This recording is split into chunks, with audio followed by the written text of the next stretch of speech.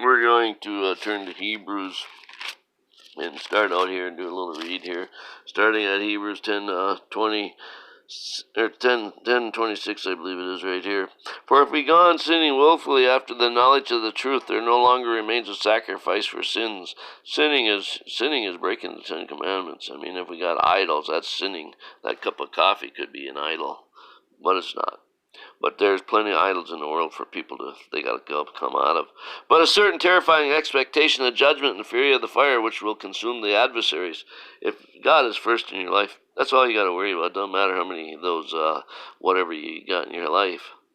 Anyone who sets aside the law of Moses dies without mercy on the testimony of 2 or 3 witnesses. How much severer punishment do you think he'll deserve who have trampled under the foot of the Son of God, has regarded as unclean the blood of the covenant by which he was sanctified, and has insulted the Spirit of grace? Notice all these people that are running down the sacrifice through the blood prepared by God our Creator.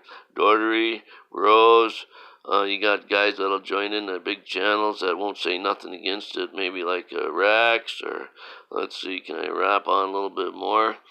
And of course, then we got guys like Glack, and who else can we throw in there? Might as well throw Robin in there. They're always at each other's throats. Well, one is on the other, but Gleck is 666, and 666 is what we're supposed to turn from. And oh my goodness, look at the mess we got, folks, in this YouTube world. I stepped into a raven maniac bunch of demonic forces.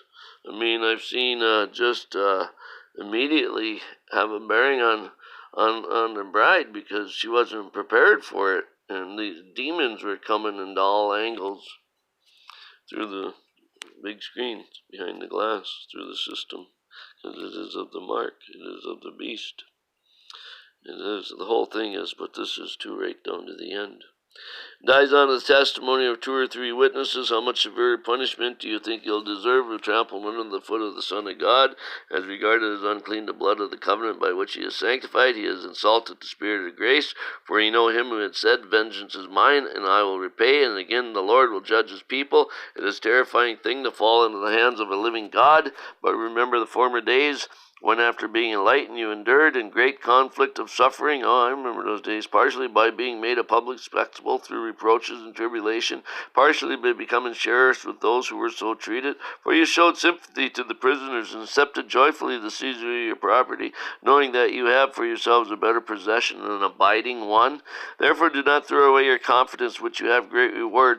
For you have need of endurance, so that when you have done the will of God you may receive what was promised. For yet in a very little while he who is come will come and will not delay, but my righteous one shall live by faith, and if he shrinks back, my soul has no pleasure in him. But note, people, we are not of those that shrink back to destruction, but of those who have faith to the preserving of the soul. Faith is insurance, things hoped for, the conviction of things not seen.